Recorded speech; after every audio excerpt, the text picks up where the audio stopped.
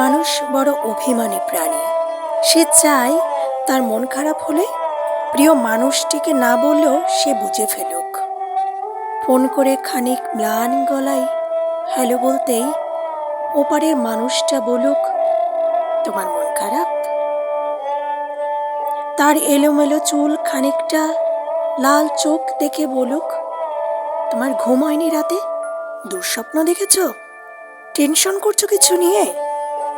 সে চায় মানুষটা বুঝুক কখন শক্ত করে বুকের সাথে চেপে ধরতে হয়, চোখের সামনে আলতো করে হাত ছুঁয়ে বন্ধ করে দিতে হয় চোখের পাতা। সে চায় মানুষটা বুঝুক কখন হাতের মুঠোয় হাত রাখতে হয়, ফিসফিসিয়ে বলতে হয়, আমি তো আছি, তবে মন খারাপ কেন?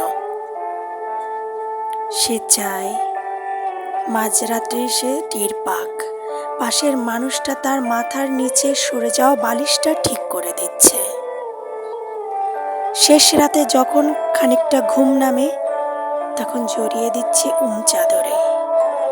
সে চায় তার জন্য মাঝরাত্রিরে কেউ বাড়ি ফেরার অপেক্ষায় থাক।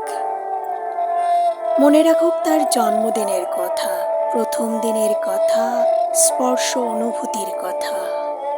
সে চায় তাকে ছুঁয়ে দেখতে গিয়ে তার মিথ্যে মিথ্যে অজুহাত বাহানা, যে কপাল ছুঁয়ে বলুক, দেখি দেখি তোমার জ্বর নেই তো?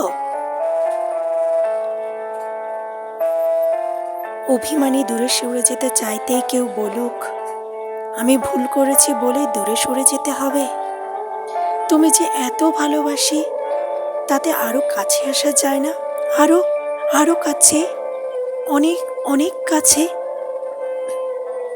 মানুষ বড় অভিমানী প্রাণী।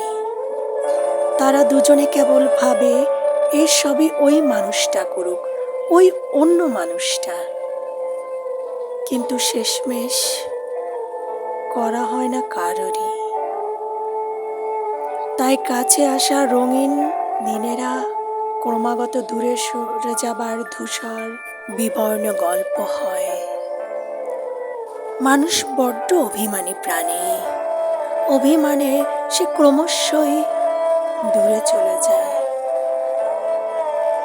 আর বুকে পুষে রাখে